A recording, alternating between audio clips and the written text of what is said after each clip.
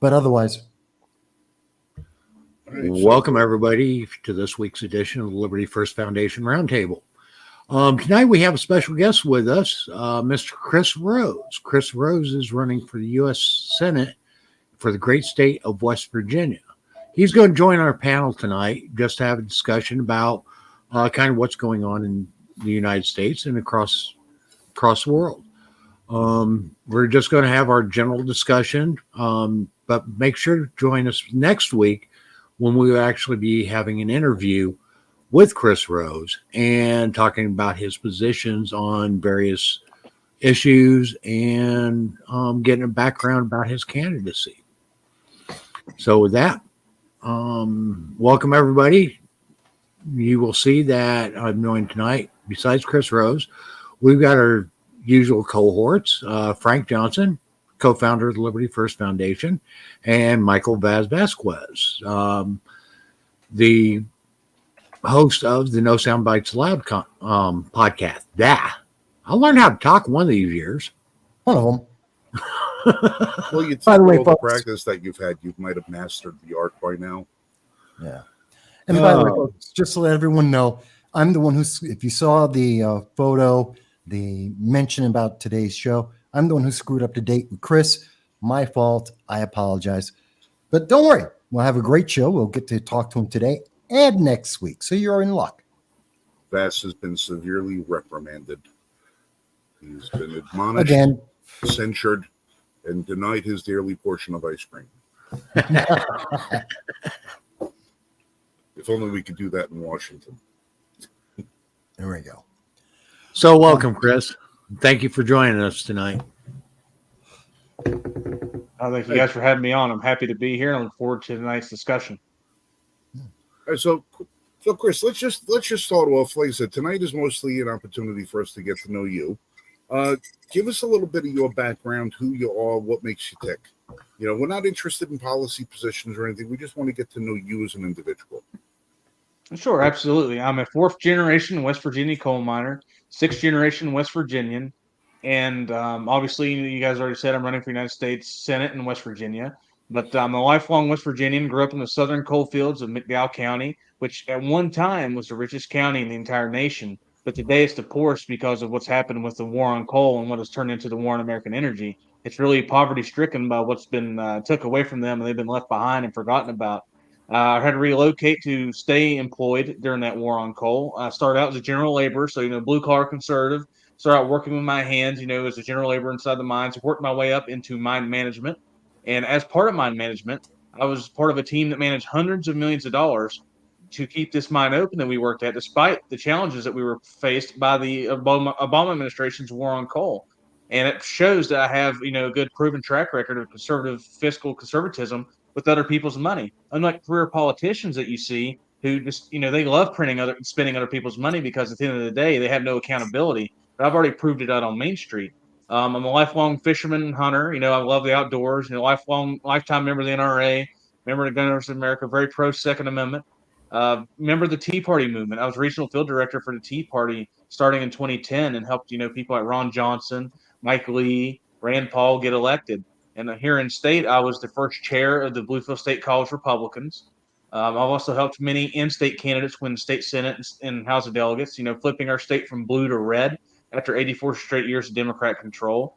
I'm happily married. Yesterday is my 10-year anniversary. My beautiful wife, Amber, is a registered nurse. That's my healthcare hero.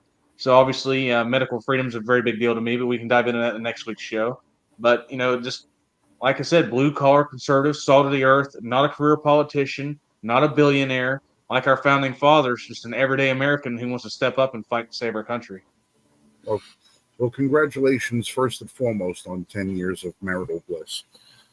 That's above any personal record you could have in the business world or the professional circles. Having a good, solid relationship and being married for that long a period of time, especially being a young man as yourself, in today's day and age, that's a hell of an achievement. So congratulations on what's your wife's name? Amber. My wife's name is Amber. Amber. Okay. I'm a little slow and a little deaf, so sometimes I might not pick it up the first time. But no, you're fine. But one neat little fact for you: the average marriage in the United States currently only lasts 8.2 years. So we definitely have a long way to go of fixing some of the cultural issues that have kind of got it array here the last couple of decades. I mean, 8.2 years is not that long of a time. We're No, already past that. So I tease my wife saying we're already doing better than the national average. But here's to 50, 60, or even 70 more, beautiful years together. But it's just sad to see that America's culture has got to the point where divorce rates are so high and the average marriage only lasts 8 years now. Well, It's a we're in shame that marriage disposable has to have society. an average. well, I was just going to say, I know 5 years ago the average was 7. It was 7.1. So we're doing the conservative movement. I'd like to credit it to that resurgence amongst some of the youth is bumped up the number. So that's the good thing to hear about that. The bad thing is we still see amongst minorities 70%, 72% of single parent households. We got a long way to go. But there is good news there. And you know what? Thank you, Chris, for being a great example of being young and maintaining a marriage, which, according to progressives today, doesn't exist or shouldn't exist if you believe in third wave feminism. Now, you said you've been involved in you're a fourth generation coal miner. Yes, sir, that's correct. I did the same thing that my father, grandfather, and grandfather did, and even third generation at the exact same coal company. And the next generation may not get to do it because of Washington getting in the way and picking winners and losers, which is very unconstitutional for them to be able to do so. Because what they're doing is they're using the EPA. They're bypassing Congress and using the EPA to create its own regulations without Congress, which is unconstitutional to be able to make it to where our energy producers in this country can't produce energy. And it's crazy because if you look at it, America's energy producers, coal, oil, and gas, they all produce this energy cleaner than anywhere else in the rest of the world. But yet our people in Washington want to stop us from able to produce this energy, but buy it from other nations who, some quite frankly, don't even have emission standards at all. So it's just a double standard. It's very hypocritical, and it's sad to see because here in coal country, these people, they're not asking for a handout. They're asking for a free market to be able to compete and just be able to work hard and earn a living. And it's just sad to see it's been ripped away from them, from these elitist bureaucrats in Washington. Well, the whole war on coal is not an environmental thing. It's a redistribution of wealth scheme. From America being a wealthy, what people perceive America as being a wealthy country, they never really take into consideration how much debt we have, how much unfunded liabilities that we still have, that we'll never be able to get out from under it, but they still view us as being a wealthy country. So what do they figure on doing? Well, all the other countries that produce coal, but they produce it in the dirtiest way possible. Let's buy it from them so we could ship our funds over there. It's the same thing like taxing the rich here, for whatever reason. It's always, wealth distribution, but that's just happens to be a national scale of the same model. America needs to be punished for our good fortune. Well, Frank, remember, this is part of Obama's necessarily skyrocketing energy costs. We have to do this. It's a progressive thing to do.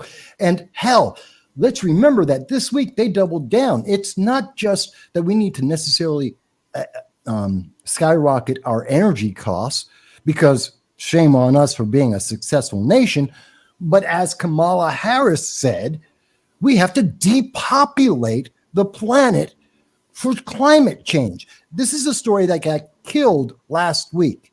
Got killed in the news media. No one hears this anymore. We moved on to other stories. Well, she just misspoke. She didn't misspeak. It went through 5. She had to have a speechwriter. It had to go through the White House and its transcription service. She read the speech. She made the speech. It had to go to the guy who put it on the prompter for her. There are at least 5 levels of people who read this, said, yep, sounds great to me. No problem whatsoever. And it wasn't until someone complained and said, wait a minute, she just said she wants to commit genocide, that this is part of the climate change movement and necessarily skyrocketing our energy prices. And they were all fine with that until someone said, I don't want you to kill grandma. No, I'm not happy about that. This is crazy that this is happening in America right now. But No, it really is. It's real disgusting because you see that these people, and there's a little bit of lag there. Sorry, I didn't mean to overstep you Don't there. worry I'll about say it. this while I let you talk. But you see that this is the same people that get more radical and more aggressive with the plan to, depopulate the earth, shove people closer to these big cities, and try to have more governmental control. That's not conspiracy theory. That's a fact, because these are the same people who also want you to eat bugs and take away your right to eat beef, have cattle, and even have your own electric grid. They want you to be able. They don't even want you to be able to have your own self-sustaining electric grid. Like all these states don't tie into a national grid. They want to have their own, and they're trying to even pass laws to do away with that and force them into one that the national government can control through regulatory agencies like PJM and et cetera. They want to take away any sense of freedom and individualism and liberty that you have. And they just keep getting more radical and open about it. They're saying the quiet stuff out loud now. You just hit the nail on the head with that, because these are the same people. Like I said, they try to say that we were all going to die if we didn't get rid of the cows. It's because of the gas that the cow exhausted out of its rear end, out of its derriere, if you will. And it's just laughable that these people push these policies. It's laughable, but also scary, because these are, she's a heartbeat away from the desk of Resolute folks, and it's just scary that someone that close to that desk is saying these kinds of things out loud. Well, it's scary that the guy sitting behind the desk says the things that he says. Yeah, but I can make him say whatever he wants if you give me access to that prompter. Actually, we can fundraise a lot of money off of this. If we get access to that teleprompter, we could really have a pay-per-view where people pay whatever to have us type in something to a teleprompter. We can make Joe Biden say whatever we want. We can actually have a blast with that. Yeah. Just so people know, I want you to see, this is the link. This is coming from Newsweek, okay? Ewan Palmer is the guy who wrote about this, 715. And you can see it right here. They try and excuse it. And this is, people, when you hear about misinformation, this is the misinformation. Remember, first thing he says, it's a gaffe. How can you say it's a gaffe? She said it. He goes on to say that this was a mistake, that she made a mistake. She accidentally described a plan. He's not in her brain. The editors at Newsweek don't know what. There's 5 levels of people who approved every single word she said. And you can't tell me she was trying to say pollution instead of population. That's the correction they made. Oh, she meant to say pollution. Pollution doesn't sound like population. If you go into your text messaging, you go into your, I don't know, what is that? Any of the word correction programs, you're never going to get the word pollution when you start typing in population. This is how they try and cover this. It was an accident. It was a gaffe. She meant to say something. It was a typo. They're lying. This is covering up the reality. They say, oh, it's not. She isn't talking about a plan. Her exact quote is, when we invest in clean energy and electric vehicles and reduce population, more of our children can breathe clean air and drink water. She said this at Copen University, talking about the plan for clean energy, climate change. That's a plan. The very statement she made is a plan. They are lying to the American people, and we should be terrified, because not only is it unconstitutional, it's immoral. My opinion. Well, it's also part of the UN agenda to, for the depopulation. That's been one of the earmark goals, was to. I mean, if we went back and look at the now destroyed Georgia Guidestones, they stipulated that the world population should not exceed 500 million people. What? 500 million people? 500 million. That's what was engraved on the Georgia Guidestones. Those markers that nobody knew how they got where they were. And somebody got destroyed. Yeah, somebody. Excuse me for just a second. Let me address. Dan, I see you have a lot of questions up here for Chris Rose. Next week's going to be our interview with him. This week we're just talking about what's going on across the world and across the country. So he's a panelist tonight. Next week we'll be talking to him as a candidate. Well, just so Chris knows, Jan in the comments section, Jan Raines is one of our usual panelists, and she happens to be a resident of your home state. So she's extremely passionate about a lot of the issues, and I'm sure she's got a lot of questions for you. She's going to ask a lot of questions that are both going to be from the right point of view, as well as playing devil's advocate and asking questions from the left point of view. but right now I get she's a little enthusiastic. I would like to respond to one comment from her, and I won't take up too much time. Jan, if you turn into Grant Stinchfield, I'm doing a shameless plug here. This upcoming Monday at 7 p.m., I'm going to be on Stinchfield tonight to talk about your very last comment at 9:14 there, how to protect the children from the TQIA plus movement, because I'm actually calling on Jim Justice not to campaign on parental rights and child protection. You're a governor. You have the position and authority to address it now. So quit campaigning on it, quit raising money on it. Let's put the primary issues going head to head aside and work together to protect the children in our schools. And I'm calling on him to do that because I've already provided him the evidence. And he claimed that he was outraged, Jan, but he's failed to do anything about it. So I'm going a nationwide media tour demanding that we put the primary politics aside. Let's come together and let's call a special session to address it now. Why wait to your senator, Justice, if you win, to address these issues when you're already governor, Justice, and can address it now? So, Jan, look out for that, and I look forward to hearing from you, and I look forward to next week where we actually can dive into the issues more. Well, that's actually going to be an issue that I wanted to bring up later in the show, something that also came out in the news within the last 2 days, but we'll get to that. Right now, well, I was we're talking about the environment. Yeah. Okay. And primarily how a lot of this environmentalism impacts West Virginia. This week, I actually saw a video, and it's a real interesting video. So I'm going to share something here because what's really interesting is all of a sudden our ocean temperatures are rising very dramatically. And scientists are baffled as to why they are rising so fast. Well, the thing is what they're not taking into account is volcanic activity has also been increasing. We've been seeing volcanic activity, a lot of volcanic activity across the world, let alone under the ocean. Okay, and I'm sorry, but you can't contribute that to climate change. Well, not only that, each study that you're doing, where are they getting the data from? Is it coming from satellites? Is it coming from the ground? Which part of the ground? They like to leave out little details because since 1958, every single claim that has ever been made by climatologists has been wrong. Global famine, global cooling, global warming. Since 1929. I've traced it back to 1929.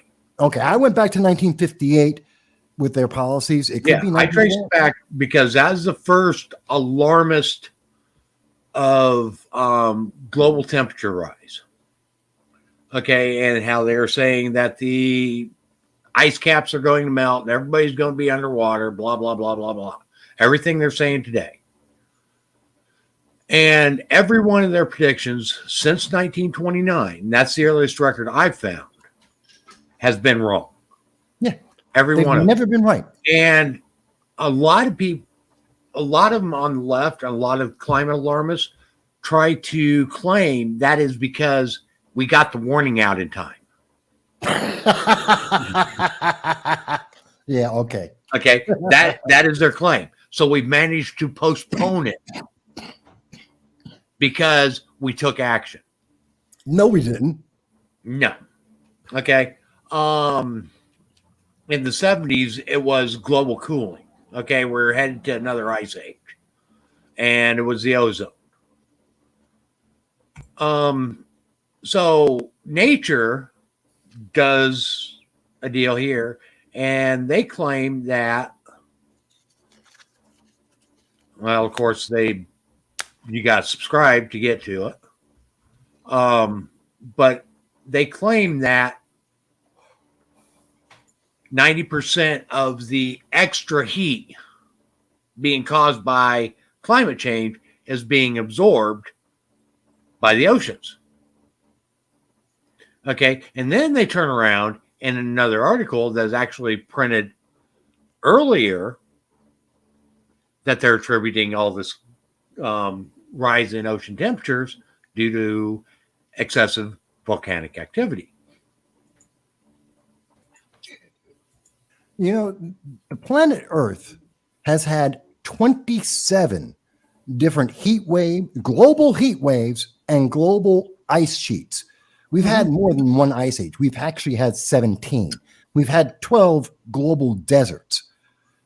They don't know what they're talking. This is their own data. The Earth changes and has changed, according to their data, for millions, if not billions of years. And the arrogance to say that we, who have been on the planet for literally a blip on the global clock, are the only and sole change to everything on the planet. We're controlling everything. We can't predict whether it's going to rain tomorrow at any point in any part of the planet. And they're telling us, oh, no, but we understand this and we've got it all down and it's all just man-made. And the answer is kill the population. That's their answer.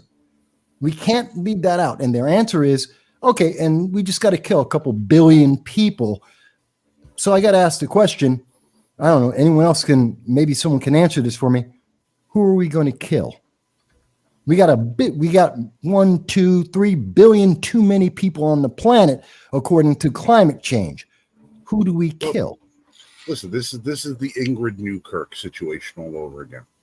You know, for those of you that don't know, Ingrid Newkirk was the longtime president of PETA, People for the Ethical Treatment of Animals. Ingrid Newkirk happens to be a type 1 diabetic and requires insulin shots. And where does insulin shots come from? It comes from horses. They use horses to develop the insulin shots. And she's all about, we can't do this with animals. We can't do this. We can't do that. And, PETA's still euthanizing 27,000 domestic dogs and cats per year. That's beside the point. But when, she was saying that all these things have to go away, and they said, well, you're on insulin. How do you juxtapose your position to get rid of all the animal testing and all that, everything else, when you yourself are a prime beneficiary of it? She said, well, I need my life to fight for the animals. Well, all the same people that are out there talking about depopulating the earth by the billion are all the people that say, well, when you ask them, well, why don't you start with yourself? If you're so interested in depopulating stuff, I'm sure you could find a means in which to extinguish your own light. Not that anybody's promoting anyone to do such a thing, but at least live by the means you wish others to live by. Forget about your private plane, forget about your coal usage, forget about your oil usage, forget about using plastic, only stick to renewables, only do this, only do that. And then they'll turn around and they say, well, I need those things to fight for climate change. So I can't subject myself to the same rules and regulations that I'd like to subject on the rest of the population, who, when you look at the rest of the population that they'd like to subject it to, it is usually the poorest, most downtrodden people on the face of the earth who don't even have enough food to live by, but now they want to take away from them the very resources that sustain their lives. But they don't make the sacrifice for themselves. Leonardo DiCaprio was filmed last week taking a private helicopter to 6 different mega cruise yachts while at some conference talking about global warming. Well, Leo, why don't you friggin' swim? Why do you got to? Oh, no, you can't. He needs that. John Kerry, another perfect example. He flies all over the world in a private plane paid for by the State Department for him to go from one country to another country so he can take his that mug of his and go preaching to the rest of the world how evil America is and how we have to do everything and that they need to kill off their own population. But this is a man who lives in billion-dollar homes, runs rampant on taxpayer dollars, but doesn't make a single sacrifice of himself or his family, because these people will view themselves as being above the fray. They are not in our class. They're not the working class. They're not, Jack and Jill America. These are the rulers. They think that their voice, their opinion, their point of view has to carry more weight, and because it does, they can't make the sacrifice they demand of us to make. Absolutely, and a perfect example of that is when you look at what happens with illegal immigration. They always want all of us to bring them in and house them and take care of them.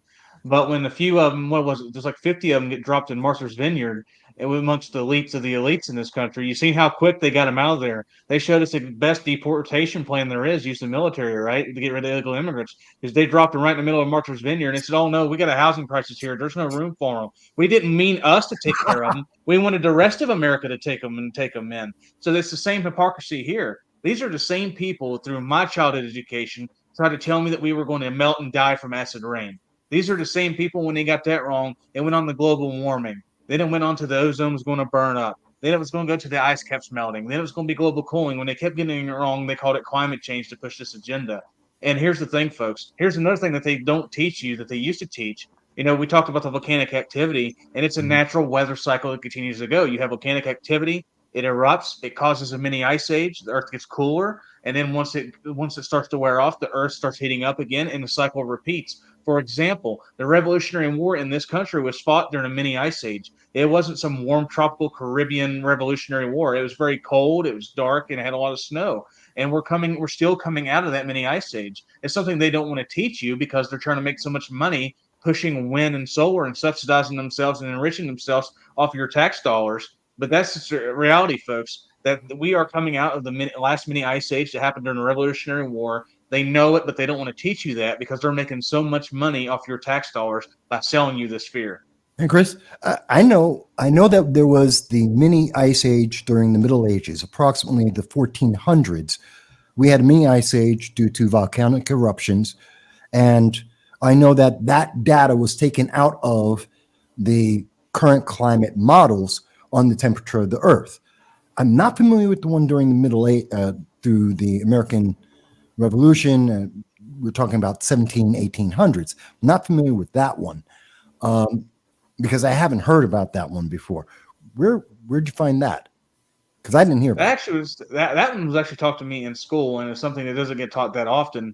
But it was a mini ice age. It lasted approximately about 2 years, but still a mini one nonetheless. And it happened because of volcanic activity. And it's just a small example of how volcanic activity, as the Earth gets warmer, it causes volcanic activity. Then activity happens, and then it cools back off, and it stays cool until it wears off, and it gradually warms back up again. Just a natural cycle. And I'm just trying to use that as an example to tell everyone, don't buy into the fear that these environmental scientists, because trust me, whoever's paying them is controlling the narrative, folks. You can prove any study with data as long as you know who's paying for it. They're going to get the data they want because they're the ones paying for it. So at the end of the day, that's who controls the data. But this is exactly what happens. We have the volcanic activity. It cools down, and as it wears off, it warms back up again and repeat the cycle. And it did happen during the Revolutionary War. It wasn't exactly a 50 or 100-year cold one, but it was for 2 winters. It was very cold for the whole year. It's like a 2-year winter.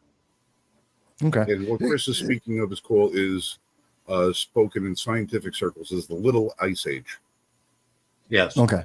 And you can find some articles on it. Then they say it's not a true ice age, but if you look at the pattern of how an ice age takes place, this was a microcosm of an ice age. It still bore all the hallmarks of it. It's just a more condensed period of time without it being as extreme as a full-blown ice age. However, he's exactly right, because this is a blip in their own algorithm. They won't talk about it because it's the proof that contradicts their skewed science. Yeah, it's like the Middle Age. It's a crack in the hockey stick, is what it is. It's just like the Middle Ages ice age, the cooling period during the Middle Ages, which they completely removed the data. And they ignore things like, this is from the NOAA. This is the federal government talking about the hottest the Earth has ever been. Well, 600 million years ago, 250 million years ago, 92 million years ago, 56 million years ago, human beings didn't exist. There was no technology. We know the Earth changes. And at one point in time, 10,000 years ago, the parts per million of carbon dioxide in the atmosphere was 1,000 parts per million. Right, but and now we're only sitting at 428. I understand.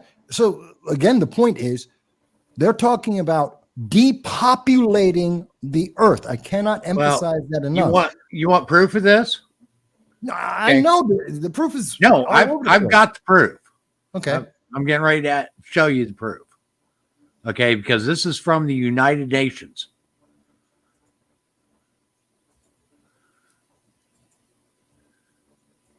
Under their World Population Plan. Okay.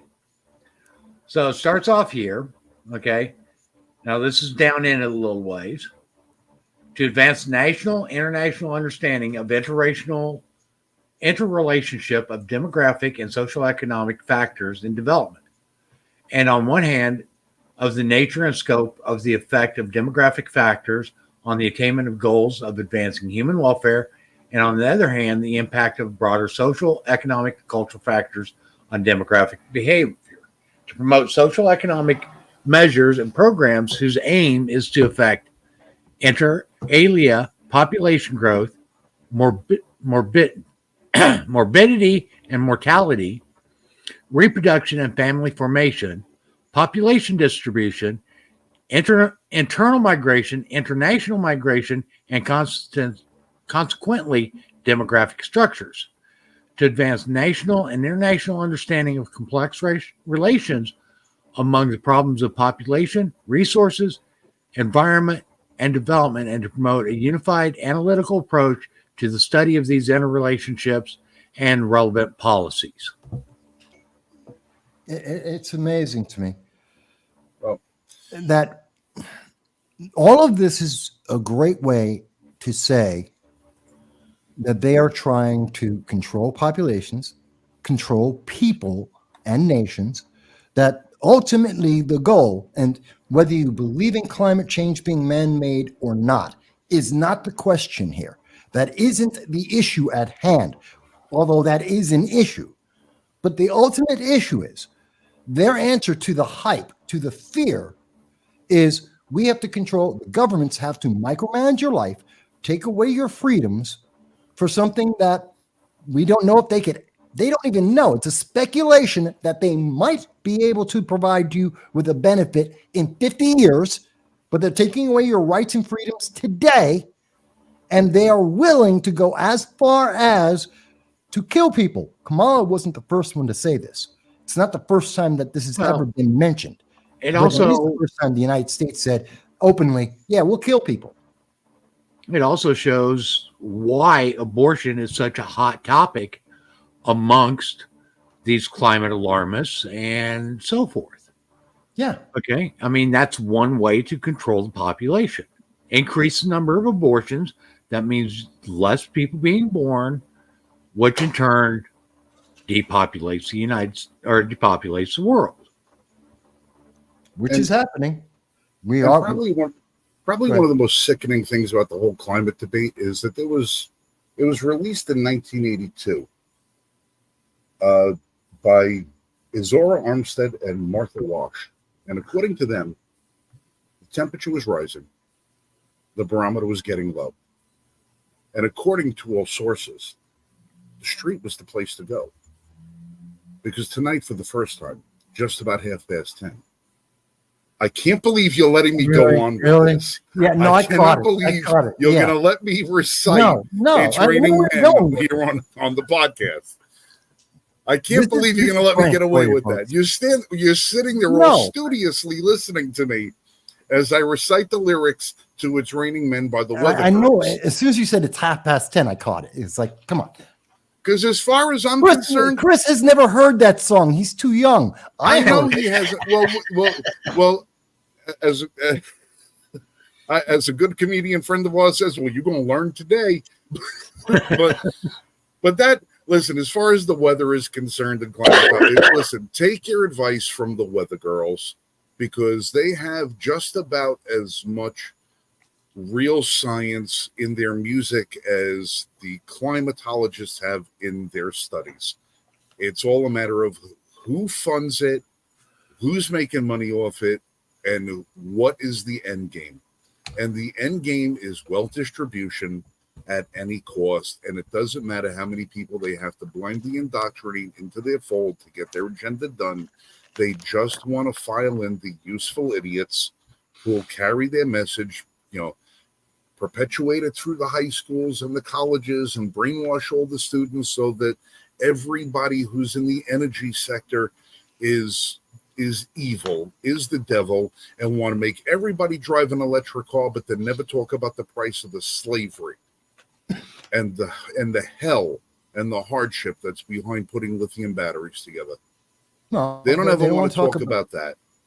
No, they don't want to talk about the fact that whether it's wind or solar or geothermal, the heavy metals that are required that come from Africa, which is not compliant with climate change, is more negative, and none of them are carbon positive because of the process to make it. They don't ever want to talk about that. They don't want to talk about the fact that solar panels, especially in the Northeast, only last between 7 and 10 years. They're toxic, and that creates toxic dumping grounds. They don't want to talk about that. Oh. And you know why? Because they are training kids not to think. They're training kids to be blindly obedient. And if you think I'm wrong about that, in case people didn't see this, because it wasn't talked about in the United States, it's being talked about overseas.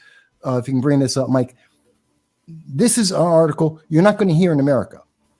The fact that in Massachusetts, they're getting rid of math classes because they have to teach equity. And in California, they're getting rid of math classes to teach social justice. Mike, can you bring up the screen? I want to show this. And you're not hearing, brought it down. You're not hearing about this in the United States. You got to go to the Daily Mail to find out. This is on July 15th. You didn't hear about it all weekend. You didn't hear about it all this week.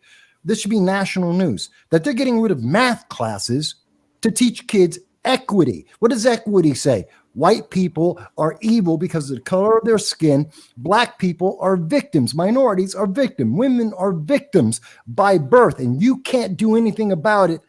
Only the government can take care of this for you. And again, it's not just Massachusetts. It is also, hang on, where is it? I know I have it up here. And it's also in California. I forget where I put that article. But in California, they're also doing the same exact thing. And I'll bring up the California in just a second.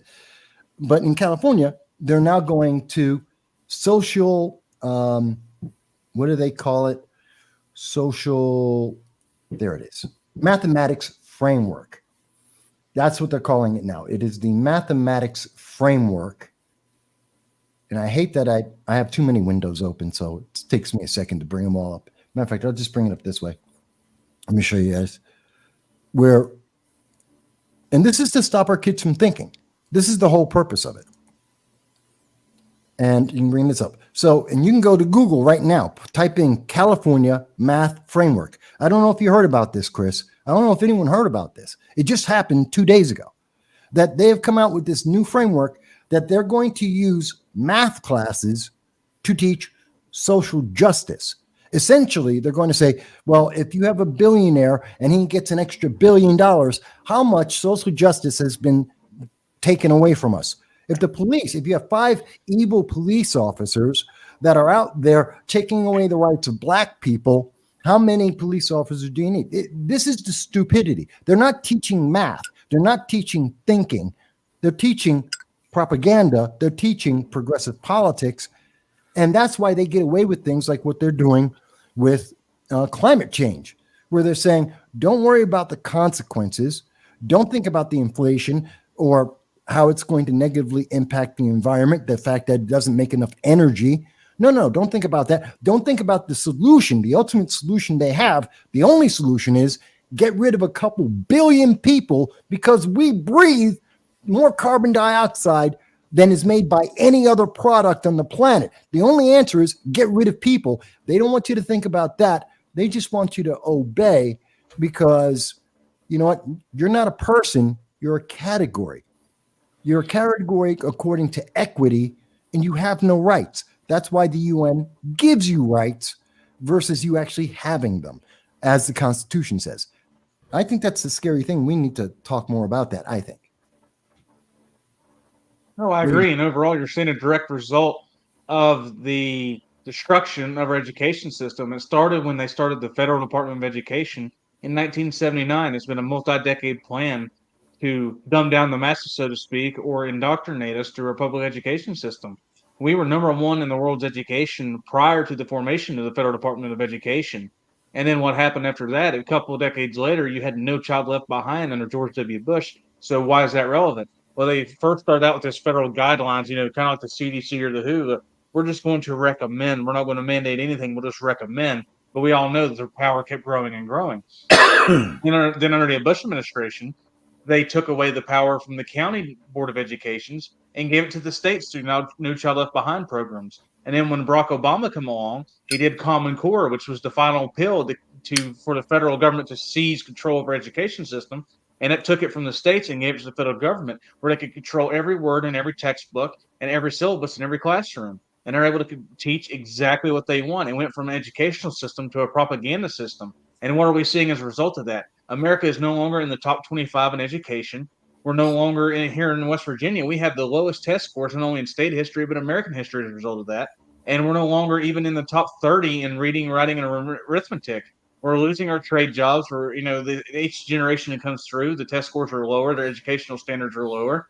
And what's happening is they're teaching pronouns and, like you said, CRT and inequality and stuff like that. They're not teaching kids how to learn, reading, writing, arithmetic, or trades, or anything they need to succeed in life. They're teaching a revisionist version of history and indoctrinating with it, including this climate change hoax.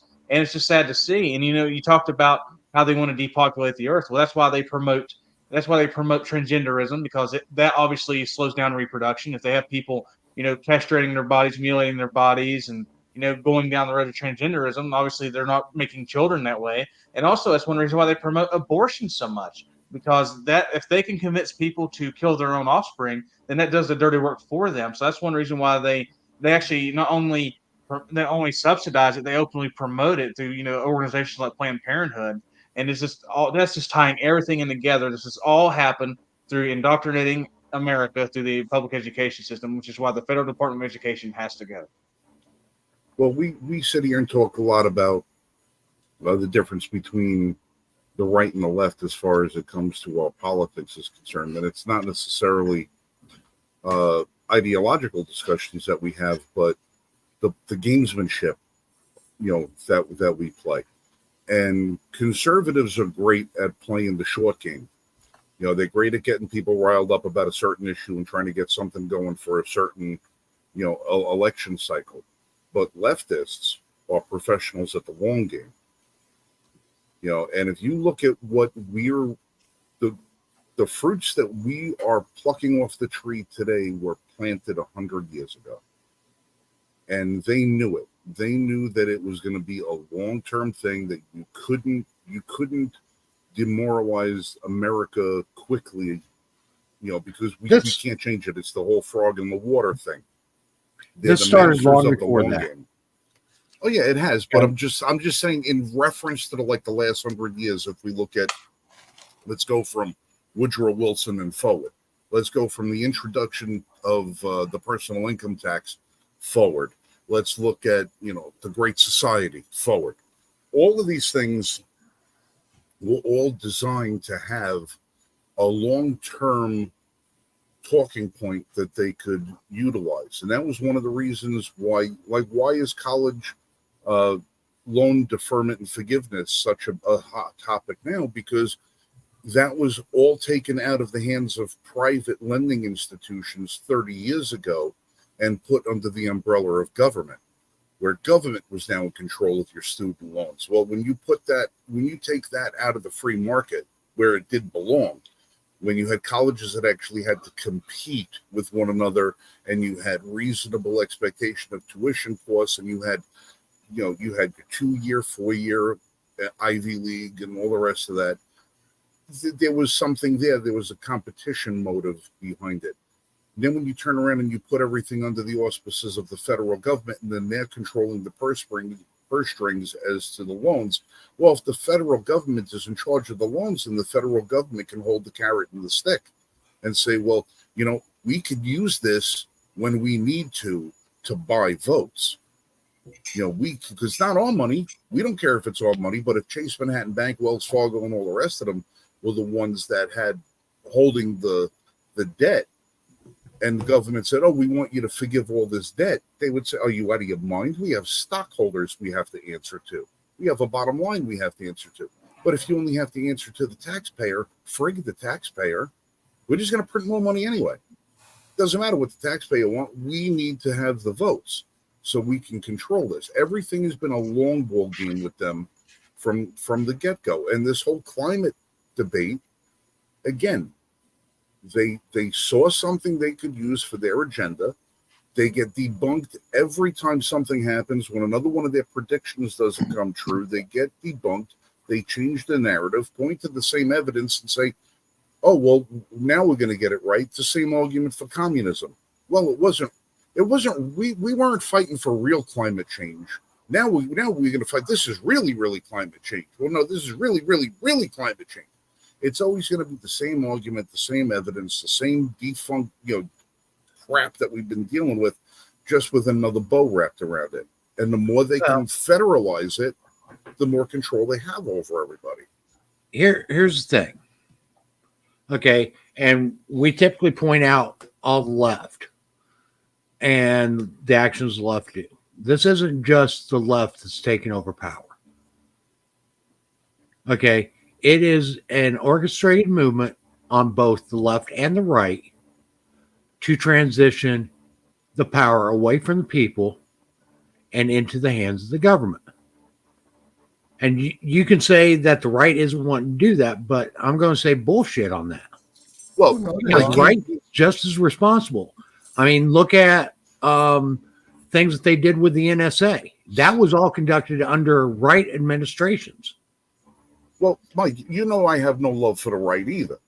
With their politics, I'm always the one who says it's all a big game, a party, and we're not invited to it. It's the uniparty. It doesn't matter. It's agenda-driven politics that they mask in one party or another to give you the illusion of choice, when the bottom line is they expand their power, the American people reduce their power, and we get caught in the middle holding the bag. Well, like I said, we get 47 flavors, 40 different kinds of bottled water, but only two political parties to choose from. Well, I think there's a difference of what's the establishment, because I think there are people, left and right, who have their individual beliefs and agendas, and they want to push them forward. I think that's true. And then there's the establishment that are just reelect me, more power, keep that power centralized within them. Currently, in the latest cycle, we've been seeing more of the left saying and doing that than the right.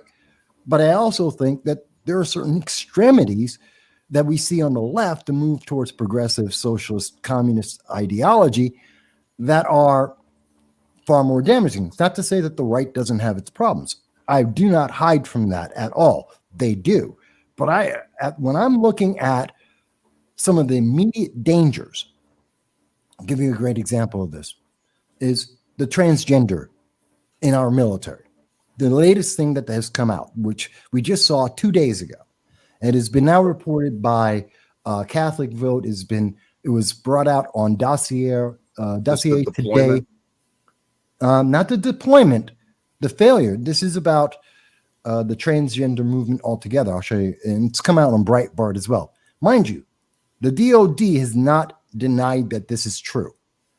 No one has questioned whether or not this memo exists and was created on February 1st of 2023. Okay, and here's the memo itself from the Defense Health Agency, Womack Army Medical Center. This is the MedSend Memorandum 40-517. And as I said, this has come out now. It's been out by Catholic Vote. It was initially pointed out by Dossier.Today, and it's been also reported on by Breitbart. The DOD has not denied this, has not come out and said this is incorrect or this is not true. No one has said that this isn't real. So what this is saying that our military is now affirming blind affirmation of transgenders in our military. Fine, whatever, except we are now changing. We're changing the way that we're going to have our military fight. We have individuals who will be excused for 300 days ad infinitum. They're not going to be on the front lines. They're not actually going to be fighting. They're not going to be doing the mission of our military. We're going to pay for their transitions in the military. We're going to pay to treat them differently than any other member of our service, which is not what the military doctrine is for. Has nothing to do with their rank. They're just special, and they will always, forever be excused, including things as simple as they don't have to have the same grooming nor the same uniform standards as everyone else in our military. Now, when you start thinking about that, if we have a military that no longer operates under the chain of command, but operates on the political preferences of small groups of our government, everything falls apart. Who's defending us? How are they defending us?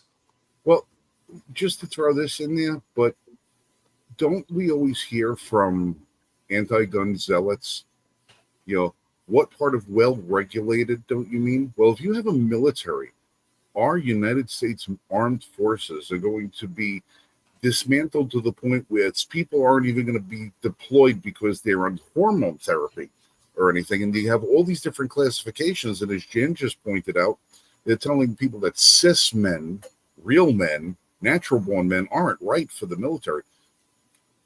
When do we start to look and say that our military is no longer well-regulated? Well, I would argue if we're being overrun by people who have a mental disorder of gender dysphoria, as they call it, if that's who we have as a military, I would say we're no longer a very well regulated militia, because these are the people with mental health issues, folks. Let's call it for what it is. It's not just something that you're born as. It's a mental health crisis. And decades ago, these are the people that would go into mental institutions and be seeing psychiatrists and things. But we try to normalize this stuff and play make believe and play to this mental illness instead of trying to help them get the mental health treatment they need. And it's created a nationwide health pandemic, if you will. And it's just sad to see. And you talked about the Second Amendment there a little bit as well. Folks, I'm a very staunch defender of that Second Amendment. And, just not necessarily a policy talking point, but just a general statement here. When our founding fathers wrote the Second Amendment, they didn't come back from returning from a hunting trip. They just finished liberating a nation. And they had the same firepower and weaponry as the same British Empire they fought to free themselves from. So when we talk about shall not be infringed, we have to maintain that reality and freedom with our Second Amendment. But we also, at the same time, with our military, we need to get this wokeness out of our military, because it is weakening us on the grand stage. China's military, they're investing a lot into it. We currently invest the most in ours and currently have the world's strongest. But if we allow this woke indoctrination and this shift to transgenderism into our military, it's not going to be very long where physically they're going to be passed by many other nations. And I almost would argue that this is intentional, folks, to weaken our military. And it's disgusting to see that, we have people in our military get dishonorably discharged for refusing to take an experimental vaccine, but we're going to allow someone to take hormonal therapies and claim to be transgender from being deployed. That's okay, but if you refuse to take an experimental drug, they're going to kick you and dishonorably discharge you out of the military. That's disgusting, and we have to clean this up, folks, before it's too late. Yeah, they would court-martial somebody for being a conscientious objector. They did. Somebody that had, strict religious beliefs as far as, being able to take another human life. The people that just refused. They said, my religion will not allow me to do this. And they would court-martial these men. And these men would spend the entirety of their military career behind bars. Now we're giving free passes away because people can't figure out what their gender is supposed to be. And you think for a second that this isn't going to be a bait for all of these people that they can't afford to transition, that are now going to go and sign up, and they go, well, what the hell is the difference? I'm going to get free board, free medical care. They're never going to tell me I have to deploy. I'm going to get a paycheck. I'm going to get veterans benefits. I'll be able to qualify for college loans, in order to get every benefit that the U.S. military offers with the GI Bill and everything else, and having never had to actually put a moment's worth of your life on the line the way that everybody else, would have. It destroys Maxwell military Klinger discipline. was a joke. Now it's for real. Yeah, it's very real, and it's a destruction of our military chain of command. It's a destruction of military discipline, and countries like China, Iran, Russia, North Korea, they're laughing at us. They're looking at this and saying, this is why we see Southeast Asia is militarizing right now, getting ready for a war somewhere in 2027 and 2028. Japan's building its first military since 1945. Why? Because we're spending the time on our military being nice and cozy and fuzzy and friendly. That's not what our military is for. And as you have up on the screen, Mike, we're seeing that we're doubling the population trans youth, which again makes me ask, for all the people in our military, for all the youth that we're convincing of this, what if we're wrong 1% of the time? What is the impact to the rest of the world? None of this is constitutional, by the way. Nowhere in the Constitution does it say that if you join the military, you're entitled to be able to have the military change your gender. It's one thing to say you have to have your teeth so you can be a good soldier. You need eyeglasses because you're a soldier, that you have to be in good physical condition to be a soldier. That has nothing to do with your sexual preference. The military doesn't care about your sexual preference. They want you to be able to shoot and to go to the enemy and fight them. They don't care if you feel good about it at the same time. That's not the job. And yet we have distracted from that, and we've introduced politics into our military, which is unconstitutional. It is abjectly the wrong thing to be doing to promote our country, I think. There used to be a time when if you were an active duty service member and you went and got a tattoo and your CO found out about it, you could get court-martialed for defacing government property. No, that isn't used to. That's still part of this. Yeah, but it's not enforced. Now it's not enforced. Now they're saying, "Oh, screw your tattoo. We're going to pay to have your 3-piece set lopped off." No, it's crazy. It's a world of insanity. All right, listen. It's getting on 9:58. We know that Chris has another appointment that he's got to take care of tonight at 10:05. So let's back off of some of the political stuff a little bit, because we weren't even supposed to get that deep into the woods tonight. Tonight was, but hell, we carry machetes and we go wandering. That's how we do things here. But we wanted to get to know Chris a little bit. So I'm gonna throw a couple of Second Amendment questions at you, but not political Second Amendment questions for you. Do you carry? Absolutely. I got a concealed carry permit, and I've had it ever since I got it at 21, almost at 18, but 21 years old, because that's the age here in West Virginia. And I carry everywhere I go, except for when I'm on the clock, because my employer doesn't allow it on the clock. But outside of that, I carry all the time. Well, you got to talk to your employer about that, because that's your rights do not stop at your employment door. Now, as far as your everyday carry goes, what are you packing when you carry it? What's in your daily lineup? I have a Springfield XD Mod 2 and a 45. I'm actually a big fan of it. I have a couple of Glocks, but the Springfield I like to lean towards as far as it. Every once in a while, I'll mix it up, and I'll carry like a Ruger Blackhawk revolver. Sometimes I mix it up, carry a revolver, but normally I stick with my Springfield XD. It's my weapon of choice, so to speak. All right. When you go hunting, what's your preferred hunting rifle, and what's your preferred round? I have a Christian Arms. It's a Ridgeline. It's a carbon fiber barrel, and I use a 300 Win Mag, because here in West Virginia, when it's rifle season for deer, it's also, we have a lot of bear in the state as well. So it's just a kind of a 2-for-1. We obviously have different seasons for bear and deer, but just, one rifle that covers everything. I use a 300 Win Mag, because I also can take that same rifle out west and do elk hunts with it.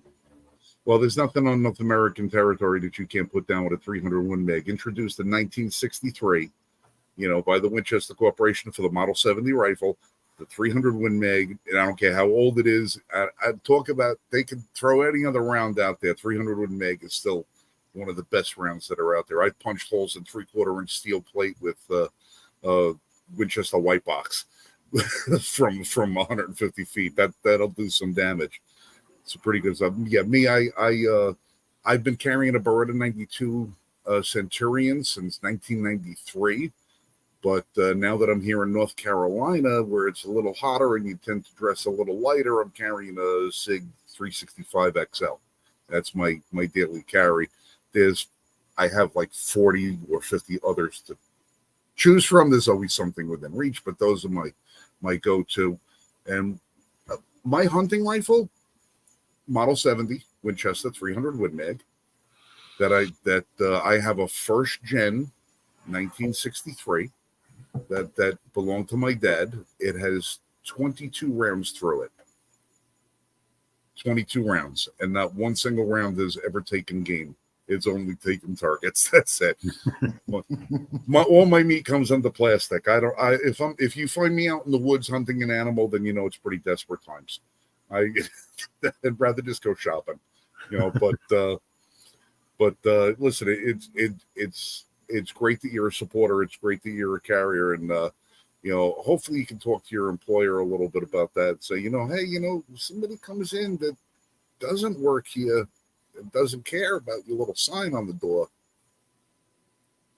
You might want somebody like me being able to take care of things, but that's I would agree with you there that the majority of the crime in this country happens in gun-free zones. So obviously, the good guy with the gun is what stops the bad guy with the gun, and we've seen that story happen time and time again in this country. The media doesn't necessarily want to cover that, but when it does leak out, those stories do prove what we're just saying here. That the only person that's going to stop an evil person with a weapon is the good people having access to that same weapon, and that's what the checks and balances of our society. We have to have that.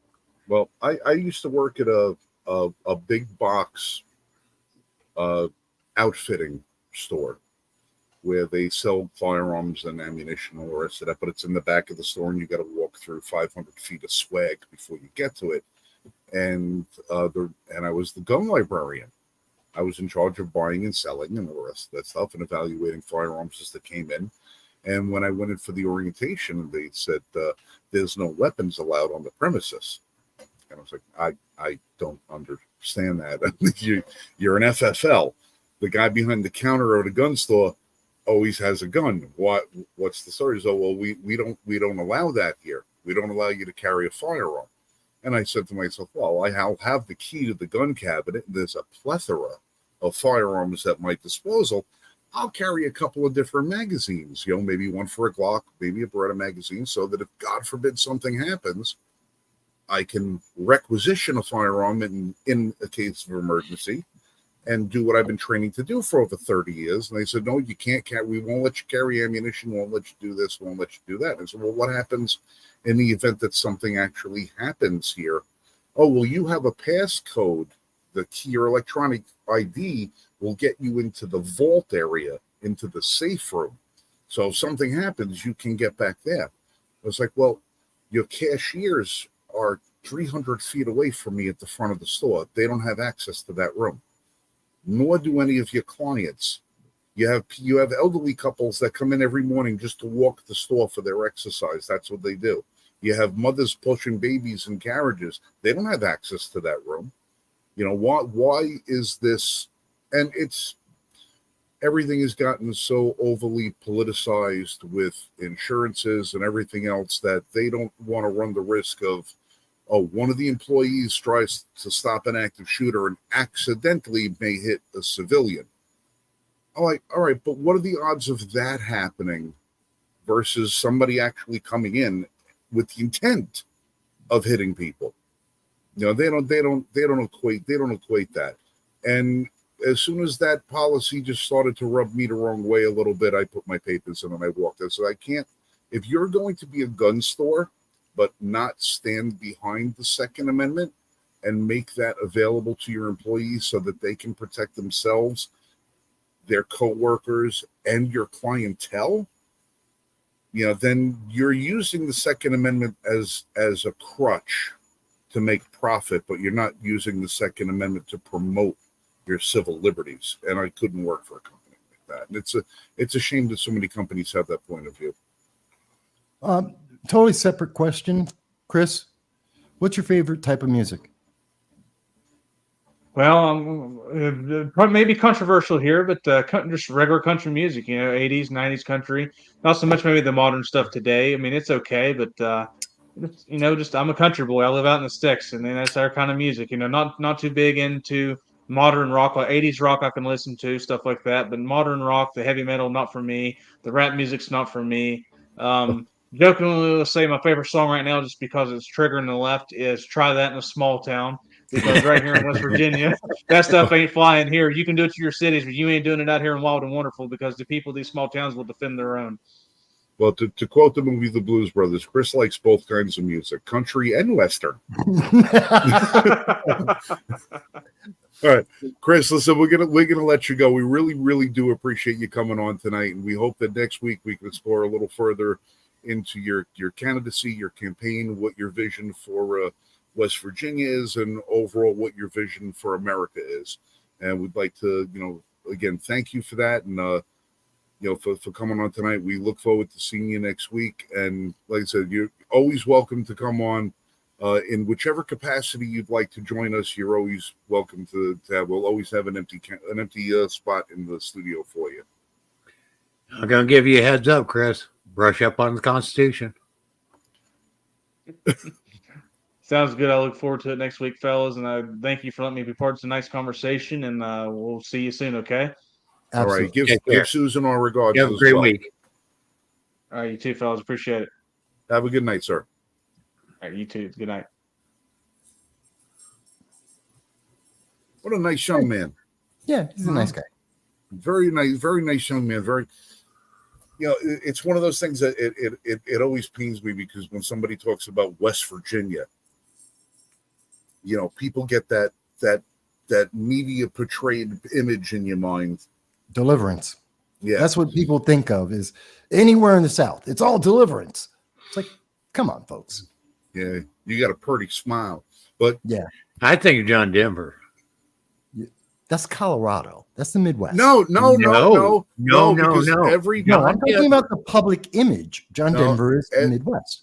No, but every time I drive back and forth across the country and I drive through West Virginia, I do my check-ins when I call the house, and I start singing "Take Me Home, Country Road." This way, Lori always knows if I just crossed to the northern border of West Virginia, or I'm going up through the southern border of West Virginia. So yes, so John Denver plays a huge part in West Virginia. So I'm not saying he doesn't, but I'm saying the impression most people have when they hear John Denver, first thing they think of is the recreational Midwest. Aircraft. Well, no, that's just mean. That's just mean. Well, is it too soon, Vass? Is it too soon? It's right, it's like saying Leonard Skinner just loves planes. No. All right, so I won't talk about skiing next time we talk about Sonny Bono.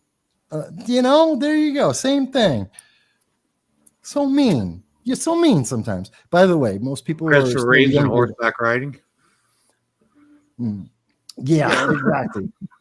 And of course, 2/3 of the audience have no idea what any of these people are, or what we're talking about. Yeah, I know. And Ted Kennedy was a nice chap and never a quitter. Yeah, he was an excellent driver. Yes.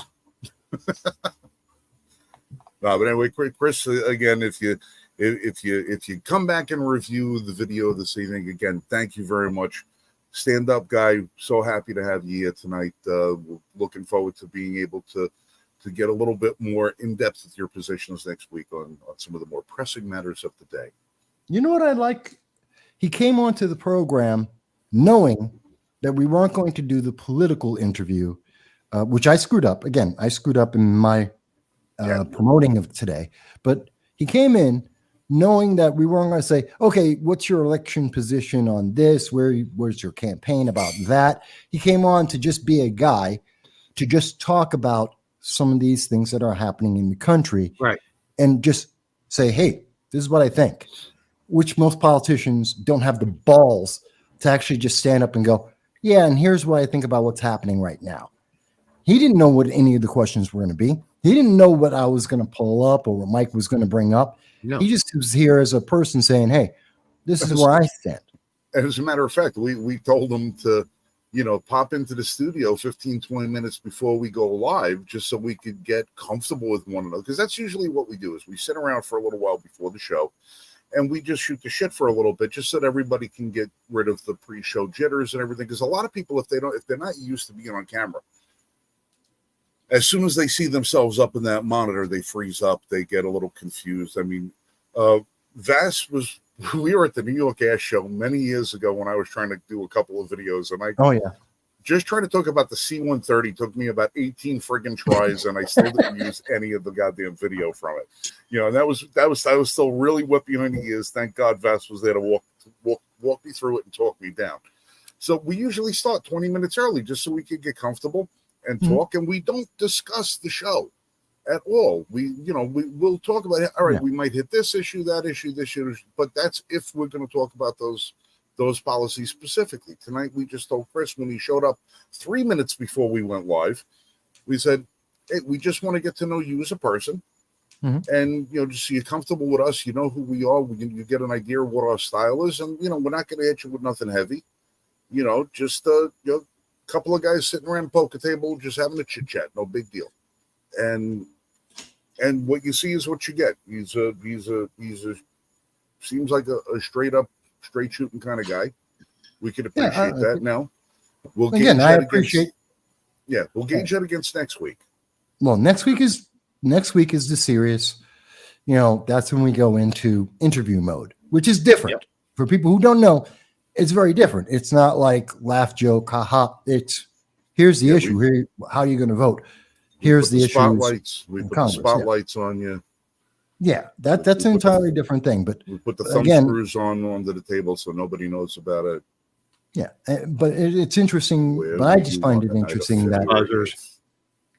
But I find it interesting. Yeah, in 17 years of doing this, of political commentary, especially interviewing people, I can tell you, almost nobody has the balls to actually show up and just go, by the way, I'm just going to talk. So I really was impressed by that. I got to say. Well, you do. And the thing is, you got to be careful when you do talk to people, because you have some of these politicians that are so well polished.